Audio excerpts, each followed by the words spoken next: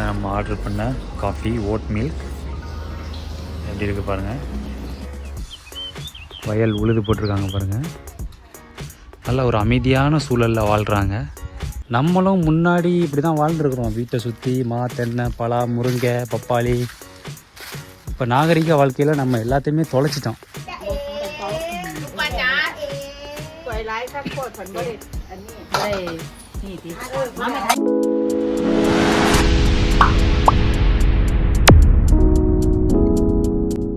வணக்கம் நண்பர்களே.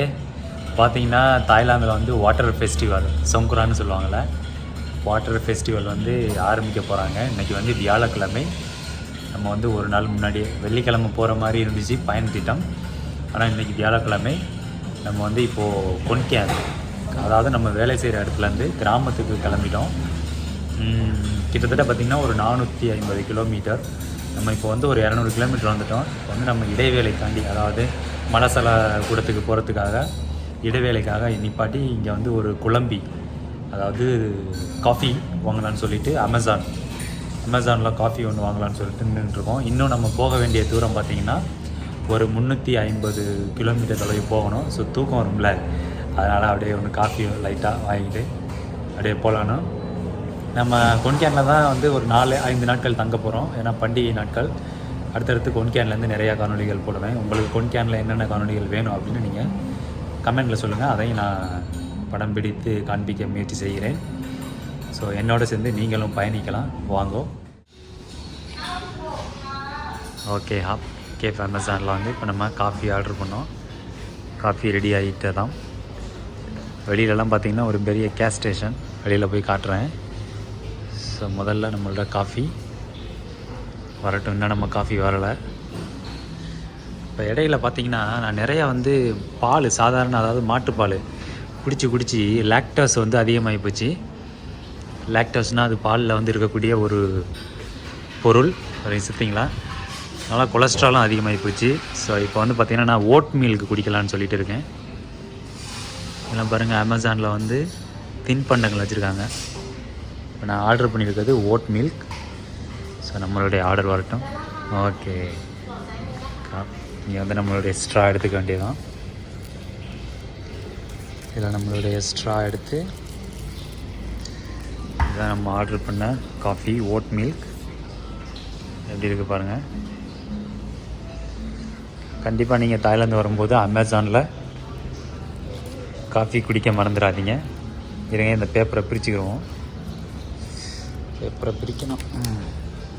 ஓகே,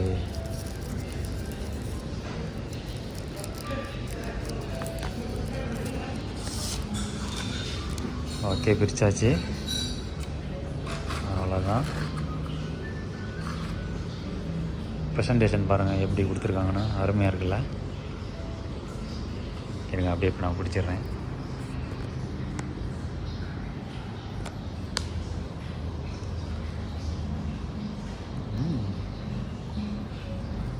சூப்பராக இருக்குது. சரி வாங்க நம்ம பயணத்தை தொடரலாம். பாருங்கள் எவ்வளோ வாகனங்கள் நிறுத்தி கிடக்குன்னு. இதுதான் அந்த கேஸ் ஸ்டேஷன்.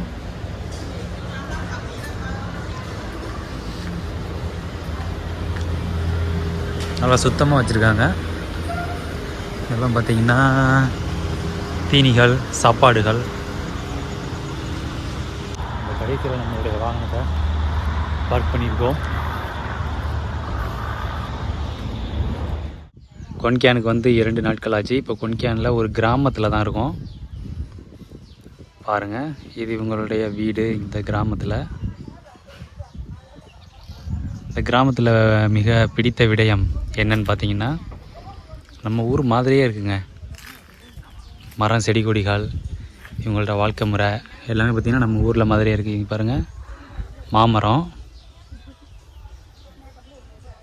இதுவும் பார்த்திங்கன்னா மாமரம். அதுக்கு பக்கத்துலேயே பார்த்திங்கன்னா புளிய மரம் இருக்குது பாருங்கள். இது புளிய மரம். அப்படியே அந்த பக்கம் பாருங்கள், இதுவும் புளிய மரம். பார்த்தீங்களா? அதுக்கு அப்படியே பார்த்திங்கன்னா பக்கத்தில் இவங்களோட மீன் குளம். வீட்டுக்கு எதிர்ப்புறம் இது வந்து ஒரு மீன் குளம். அப்படியே இந்த பக்கம் வந்து பாருங்களேன், அப்படியே என்ன ஒரு ஆங்கிலத்தில் வியூன்னு சொல்லணும்ல, வியூ. அவ்வளோ ஒரு அமைதியான சூழலில் ஒரு நல்ல வாழ்க்கை முறை பாருங்கள். இந்த வயலை பார்த்தோன்னே எனக்கு நம்ம ஊரில் இருக்கிற மாதிரியே ஒரு நினைப்பு வந்துடுச்சு. வயல் உழுது போட்டிருக்காங்க பாருங்கள்.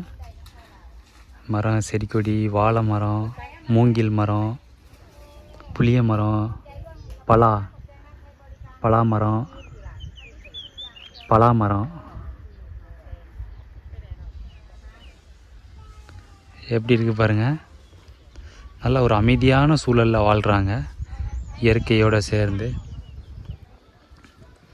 இதுதான் இப்போ இவங்களோட வீடு. இப்போ நம்ம வந்திருக்கக்கூடிய நண்பர்களோட வீடு. இந்த வயல் இப்போ மழை பெஞ்ச ஈரத்துக்கு உழவு ஓட்டி போட்டிருக்காங்க. எப்படி இருக்குது பாருங்கள். பசுமையான ஒரு சூழலுங்க. கடைசிக்கு இது வந்து இப்போ தாய்லாந்தில் பார்த்திங்கன்னா இப்போ சம்மர் நடந்துக்கிட்டு இருக்கு. அப்படியே வீட்டுக்கு பின்பக்கம் போனோன்னா, வீட்டோட பின்பக்கமும் பார்த்திங்கன்னா இவங்க வந்து மீன் குளம் வச்சுருக்காங்க. செல்ஃப் ரிலையன்ஸ் இவங்களோட வாழ்க்கை. ஏறக்குறைய அதிகமாக இவங்களுக்கு தேவையானது எல்லாமே வீட்டிலே இருக்குது. இதெல்லாம் பார்த்திங்கன்னா பூச்செடி. இது பாருங்கள், வாழை மரம்.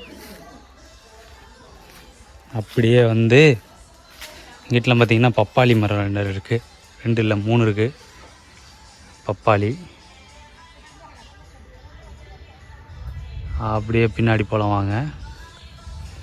இது வந்து ஏதோ ஒரு பழம், இப்போ தான் சொன்னாங்க, மறந்துட்டேன். பார்க்குறதுக்கு மாங்காய் மாதிரியே இருக்குது பாருங்கள், குட்டியாக. ஆனால் இது மாங்காய் இல்லை, ஏதோ ஒரு பழம், மறந்துட்டேன். டேஸ்ட்டு கூட பார்த்திங்கன்னா ஏறக்குறைய மாங்காவில் இருக்கக்கூடிய அதே மாதிரி புளிப்பாக தான் இருக்குது. அப்படியே பின்பக்கமாக போகலாம்.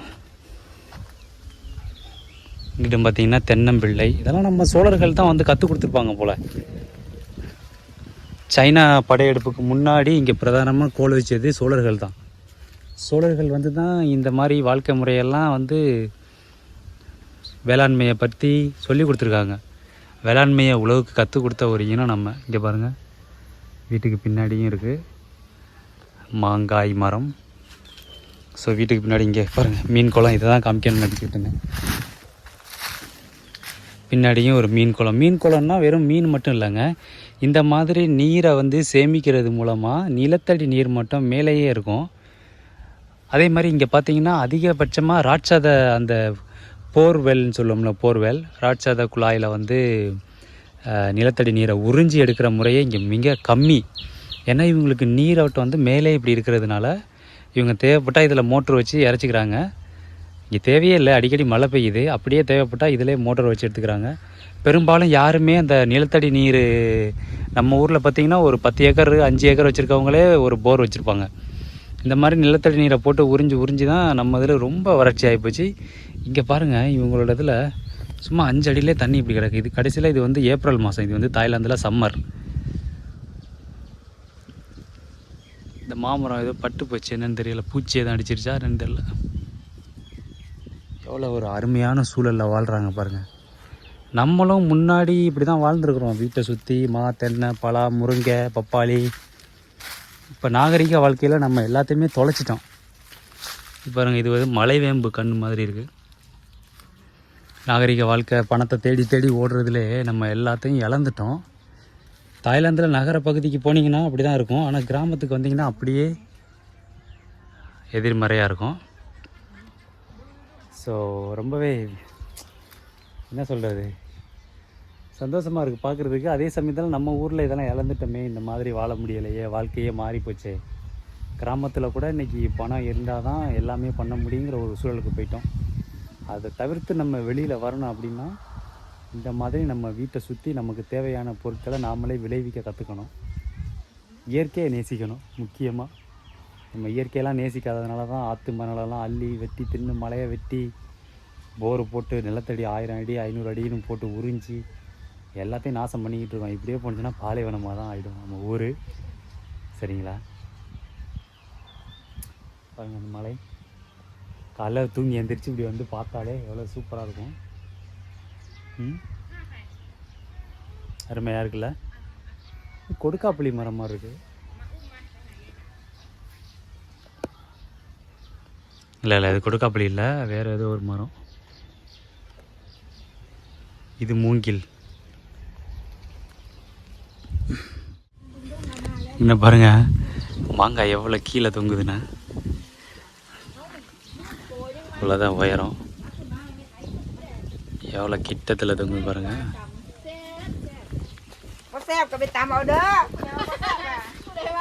எல்லாம் சாப்பிட போகிறாங்க நண்பர்களெல்லாம்.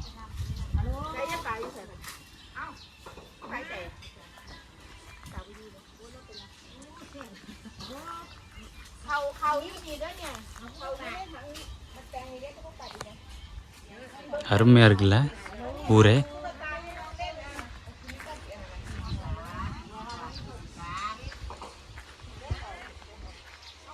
அதுதான் மெயின் ரோடு. வாகனங்கள்லாம் அதிவேகத்தில் போகுதில்ல. மழை வர மாதிரி இருக்கு, பார்ப்போம். நீல மேகம் எப்படி இருக்கு பாருங்க, மழை வர்றது மாதிரி. போன தடவை நான் வந்திருக்கும் போது அங்கே மலையில் தெரியக்கூடிய அந்த மரங்கள்லாம் அந்தளவுக்கு பசுமையாக இல்லை. மழையே ஒரு 2 மாதத்துக்கு பெய்யாததுனால இப்போ எல்லாம் பச்சை பசேன்னு ஆயிடுச்சு. ஏன்னா மழை அடிக்கடி மழை பெய்யுது இப்போது. இது பாருங்கள் மீன் குளத்துக்கு மேலேயே வந்து இங்கே உட்காந்து சாப்பிட்றது மாதிரி. இதெல்லாம் சும்மா வீட்டிலே இந்த மாதிரி செட்டப் பண்ணியிருக்காங்க. இங்கிட்டு பார்த்தீங்கன்னா ஒரு குரூப்பு சீட்டு விளையாடுது. இங்கிட்ட பார்த்தீங்கன்னா சாப்பாடு.